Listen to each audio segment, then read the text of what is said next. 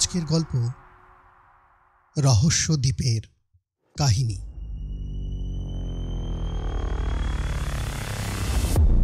লেখক ক্ষিতীন্দ্র নারায়ণ ভট্টাচার্য।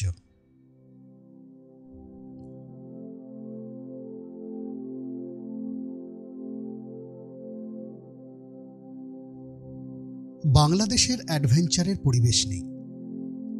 বাঙালি ছেলের জীবনে অ্যাডভেঞ্চারের সুযোগ নেই, এমনই একটা কথা আমরা ছেলেবেলা থেকে শুনে আসছি। বোধহয় এই জন্যেই সেকালের অ্যাডভেঞ্চার গল্পের লেখকেরা তাদের টেনে নিয়ে যেতেন আফ্রিকার দুর্ভেদ্য জঙ্গলে, অস্ট্রেলিয়ার জনমানবহীন প্রান্তরে, কিংবা দক্ষিণ আমেরিকার আমাজনের বন্য পরিবেশে।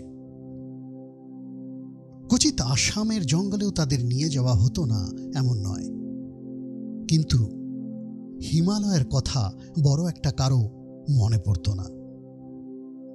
যাই হোক, গল্পের ভেতর স্বাভাবিকতা আনবার জন্যেই যে এরকমটা করা হতো তাতে সন্দেহ নেই, কিন্তু আমাদের চোখে তাই হয়ে দাঁড়াতো অস্বাভাবিক, এমনকি হাস্যকর বলা যেতে পারে। কারণ ওই রকম পটভূমিকায় বাঙালি ছেলেদের আমরা কল্পনাও করতে পারতাম না।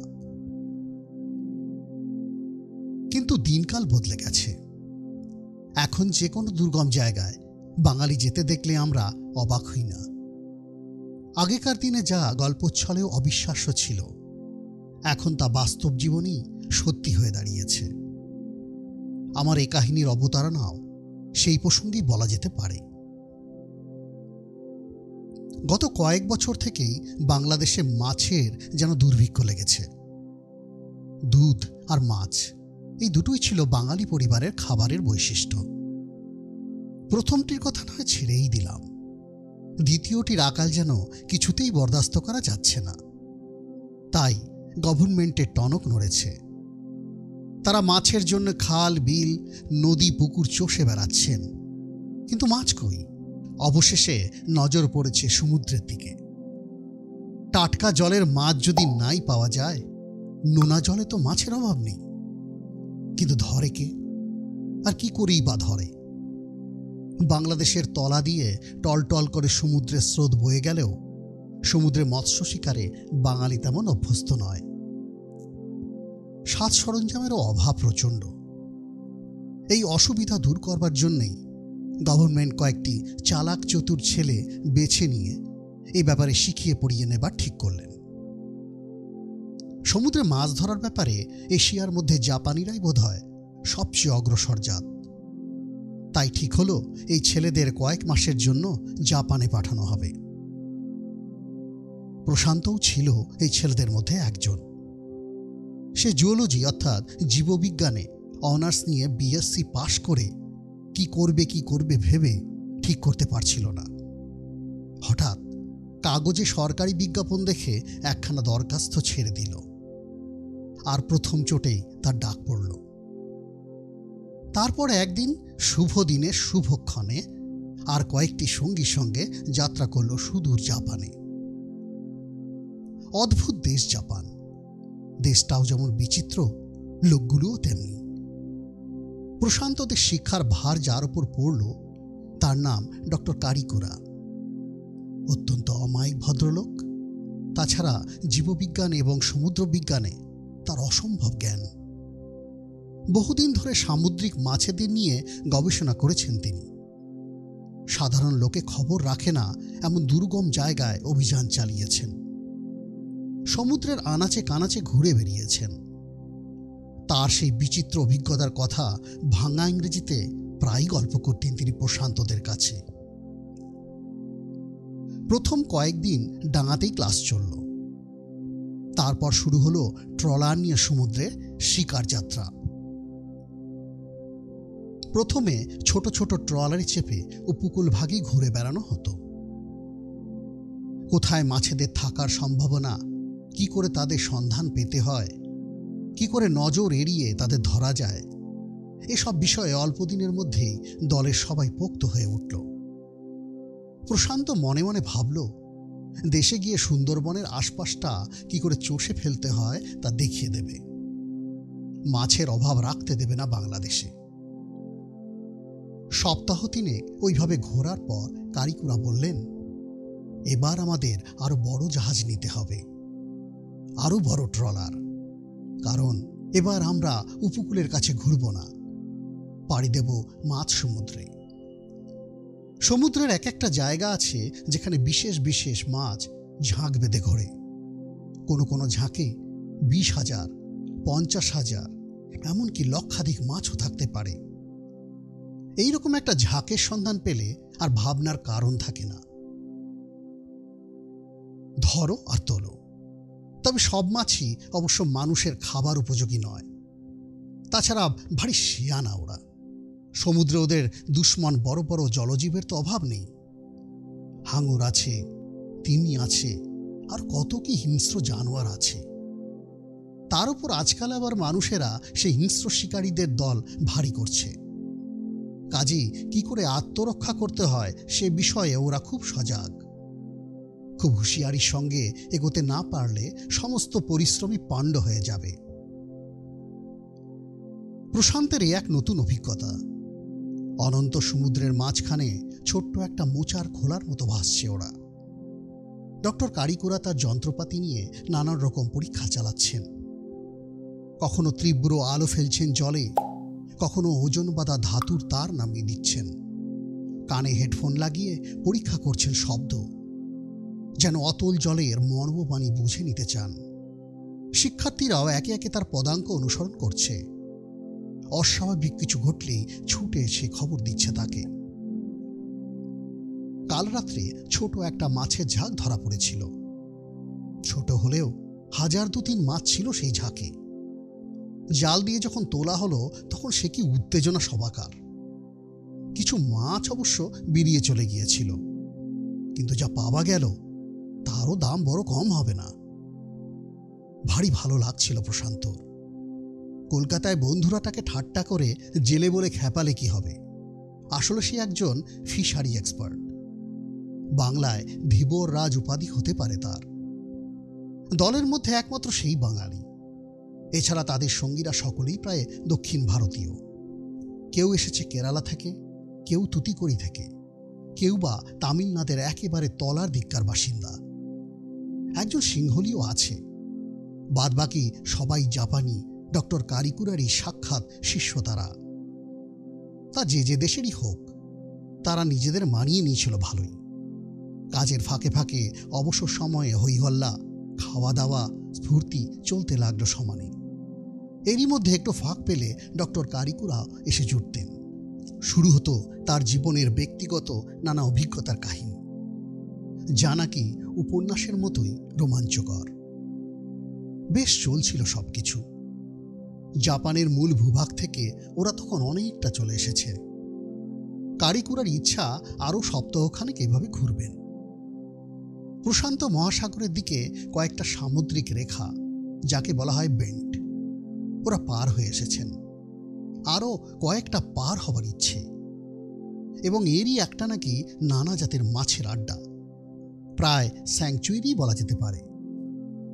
কিন্তু সেদিন বিকেলের দিকে কারিকুরাকে কেমন একটু যেন উদ্বিগ্ন মনে হলো। বারবার ডেকে আসছেন, আবার কেবিনে ঢুকে কি সব নকশা টকশা ঘাটছেন, ফের আবার আসছেন ডেকে। প্রশান্ত ব্যাপারটা প্রথমে লক্ষ্য করেনি। লক্ষ্য করেছিল শেষাদ্রি আর অরুণাচলম। দুজনেই এসে প্রশান্তকে ফিসফিস করে জানালো। ডক্টর কারিকুরা তখন দূরবীন দিয়ে দূর আকাশে কি যেন দেখতে ব্যস্ত। মুখের ভাব তার প্রসন্ন নয় মোটেই। একটু পরেই তিনি ওদের কাছে এসে বললেন, আমাদের খুব সাবধানে থাকতে হবে, মনে হচ্ছে খুব বড় একটা ঝড় আসছে। শেষাদ্রি ভয়চকিত কণ্ঠে বলল, টাইফুন? সম্ভবত তাই। এ অঞ্চলে ওইটিরই উৎপাত বেশি, আর ওইটাই সবচেয়ে মারাত্মক। প্রশান্তও শুনল। চীন সমুদ্রে, জাপান সমুদ্রে ভয়াবহ টাইফুন ঝড়ের কাহিনী সে ছেলেবেলায় ভূগোলের বইতে পড়েছে, কিন্তু নিজেকে যে কোনোদিনও তার খপ্পরে পড়তে হবে এই কল্পনা সে কোনোদিনও করতে পারেনি। সত্যি সত্যি টাইফুন এসে গেল সমুদ্রে। ওহ, সে কি ঝড়! ঢেউগুলো সব পাহাড়ের মতো উঁচু হয়ে পর মুহূর্তে যেন হাজার হাজার টুকরো হয়ে ফেটে পড়ছে। ভূমিকম্পের প্রচণ্ড দোলায় দুলছে চারদিক। কান ফাটানো বাতাসের শব্দে আর কিছুই শোনা যাচ্ছে না। সঙ্গে সঙ্গে মুষলধারে বৃষ্টি। এই যেন সেই বাইবেলের মহাপ্লাবনেরই পুনরাবৃত্তি। সেই মহা দুর্যোগে প্রশান্তদের জাহাজখানা যেন কোথায় ভেসে চলল তা কারো বুঝবার উপায় রইল না। জাহাজের যাত্রীরা আত্মরক্ষার জন্য খোলের মধ্যে ঢুকে গিয়েছিল। অনেকেই সেখানে গিয়ে অজ্ঞান হয়ে পড়ল। দুদিন দুরাত্রি এইভাবে কাটবার পর ঝড়ের বেগ কমে গেল। আকাশ যদিও তখনও মেঘলা হয়ে রয়েছে, বৃষ্টিও পড়েছে থেকে থেকে, কিন্তু ঝড়ের তাণ্ডব থেমে গেছে। সকলের আগে ডক্টর কারিকুরা জাহাজের খোলের ভিতর থেকে বেরিয়ে এলেন। পেছন পেছন প্রশান্ত, শেষাদ্রি এরাও কয়েকজন উঠে এলো। জাহাজ আর সমুদ্রের উপর ভাসছে না, একটা ছোট দ্বীপের গায়ে এসে কাঁধ হয়ে পড়েছে। জাহাজের ওপরকার অনেক কিছুই ভেসে গেছে। মেরামত করে আবার কবে জাহাজ ভাসানো যাবে তার কিছু ঠিক নেই। অদ্ভুত ধৈর্য ডক্টর কারিকুরার। তার মুখে ভাবনার চিহ্ন ফুটে উঠলেও চালচলনে কোনো বিচলিত ভাব বোঝা গেল না। দলে সবাইকে সাহস দিয়ে তিনি যন্ত্রপাতি নিয়ে তন্ময় হয়ে গেলেন। এ কোথায় এসেছেন তারা? প্রশান্ত সাগরের এদিকটায় তো কোনো দ্বীপ টিপ থাকার কথা নয়। আরও দক্ষিণ দিকে গেলে হয়তো দু চারটে প্রবাল দ্বীপ চোখে পড়তে পারত, কিন্তু অতটা দূরে যে এই দুদিনে তারা ভেসে এসেছেন তা মনে হয় না। যাই হোক, দ্বীপে যখন এসে পড়া গেছে, আপাতত জায়গাটা পরীক্ষা করে দেখা উচিত। বিশেষ করে খাদ্য ও পানীয় অনুসন্ধান করাটা হলো প্রধান কাজ। জাহাজের যে খাবার জল ভরা ছিল তার অল্পই বাকি আছে। খাবারও যা ছিল তা দিয়ে বেশি সময় চলবে না। কিছু সমুদ্রের জলে ভেসে গেছে, কিছু ঝড়ে বাতাসে নষ্ট হয়ে গেছে। দ্বীপে কোনো খাবার পাওয়া যায় কিনা তাও দেখতে হবে। বুনো ফলমূল, নারকেল গাছ এসব থাকলেও তবু কিছুটা সুরাহা হতে পারে। শিকারযোগ্য কোনো জন্তু থাকলে তো কথাই নেই। অবশ্য কাছাকাছি জলে মাছ আছে কিনা তাও দেখতে হবে। ডক্টর কারিকুরা ধীরে ধীরে জাহাজ থেকে নেমে এলেন। প্রশান্তকে বললেন, তোমাদের মধ্যে থেকে 2-3 জন বরঞ্চ আমার সঙ্গে এসো, বাদ বাকি জাহাজেই থাক। অজানা জায়গা, সবাই একসঙ্গে চলে আসা ঠিক হবে না। যতটা সম্ভব সাবধান হওয়াই ভালো। কিন্তু দ্বীপের চেহারা দেখে তারা হকচকিয়ে গেলেন। একটা লালচে ধুলোর আবরণে সমস্ত দ্বীপ ভর্তি। বড় গাছ বলতে একটিও চোখে পড়ে না। শুধু এধারে ওধারে কতগুলো শ্যাওলা জাতের কি ছড়িয়ে আছে।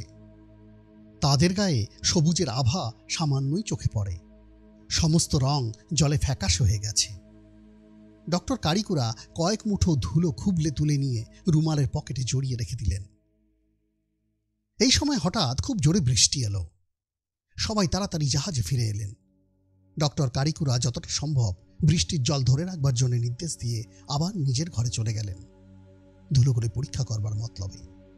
ট্রলারে মাছ ধরা সরঞ্জাম ছাড়া কিছু যন্ত্রপাতি সবসময় মজুদ রাখেন তিনি। নতুন কোনো জিনিস পেলেই তা বিজ্ঞানসম্মত উপায়ে পরীক্ষা করে দেখা তার চিরকালের স্বভাব। যন্ত্রপাতির মধ্যে তাই একটা মাইক্রোস্কোপও ছিল এবং ঝড়ে সেটা নষ্ট হয়নি। মাইক্রোস্কোপের নিচে এক চিমটি ধুলো রেখে গভীর আগ্রহে পরীক্ষা করতে লাগলেন তিনি। যা দেখলেন তাতে অবাক হয়ে গেলেন।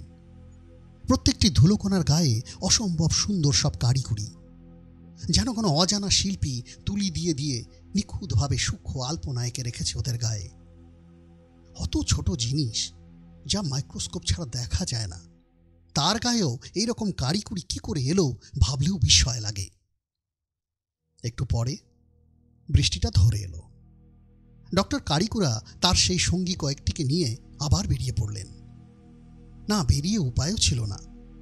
যা হোক, কিছু খাবার খুঁজে বার করতেই হবে, যদি কোনো গাছ টাছ পাওয়া যায়। তাই কাটবার জন্য একটা ছোট কুড়ুলও নেওয়া হলো সঙ্গে। কিন্তু সেই লাল ধুলোর মধ্যে মাটি আর ফ্যাকাশে শ্যাওলা ছাড়া বিশেষ কিছুই চোখে পড়ল না। শ্যাওলাগুলো কি খাওয়া যায়? শেষাদ্রি এক গাছা শ্যাওলা হাতে দিয়ে তুলে নিয়ে চমকে উঠল।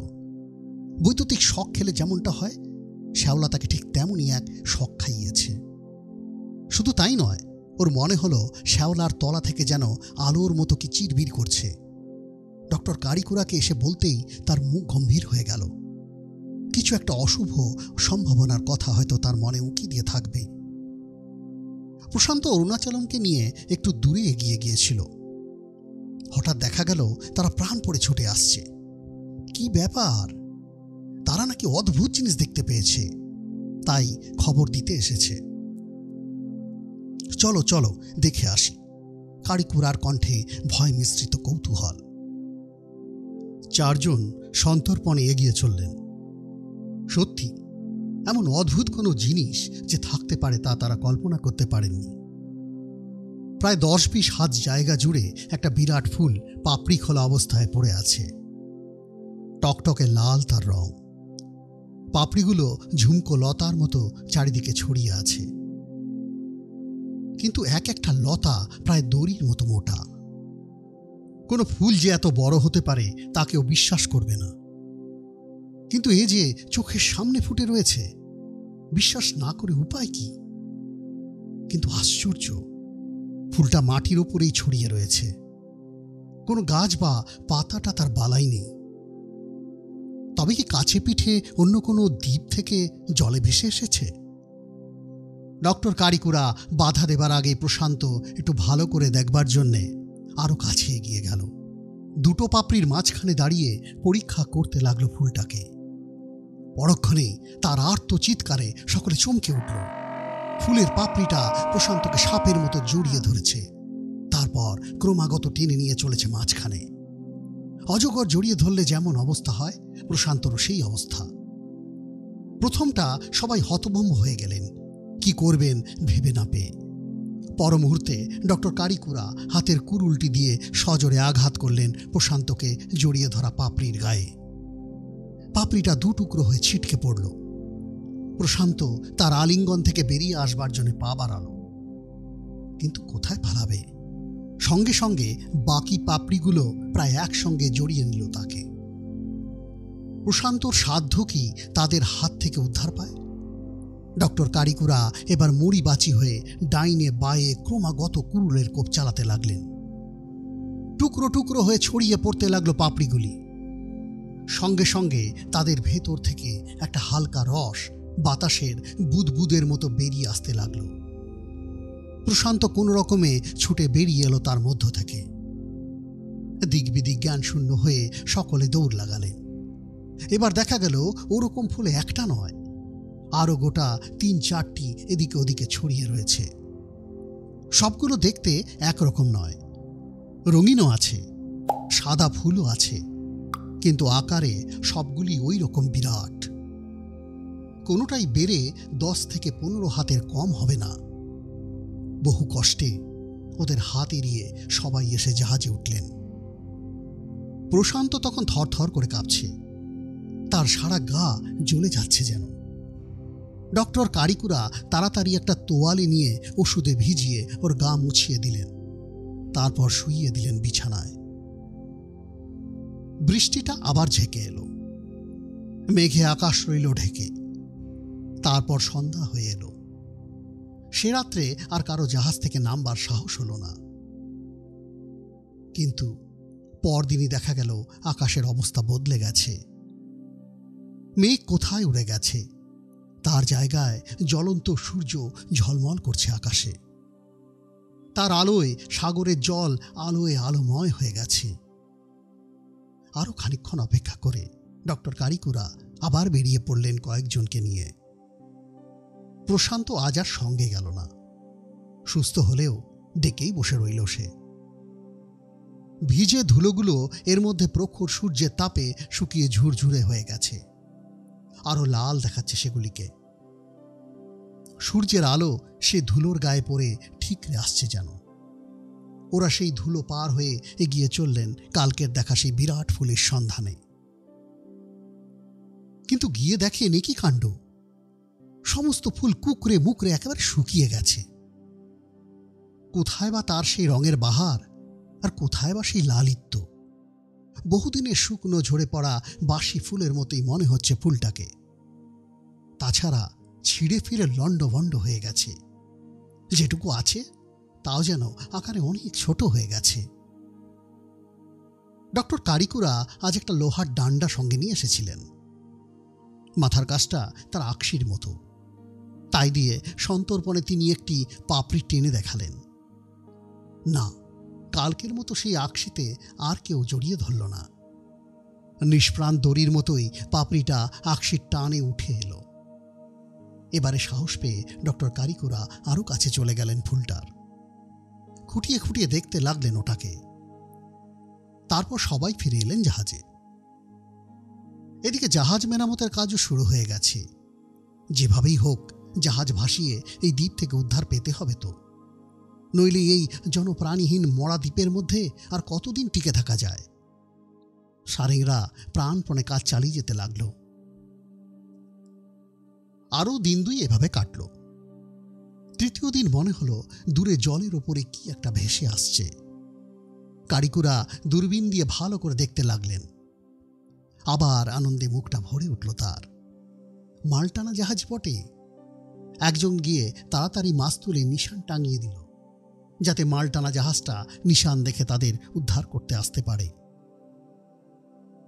মনে হলো ওরাও ওদের দেখতে পেয়েছে, কারণ জাহাজ ফিরিয়ে তারা এই দিকেই আসতে লাগল।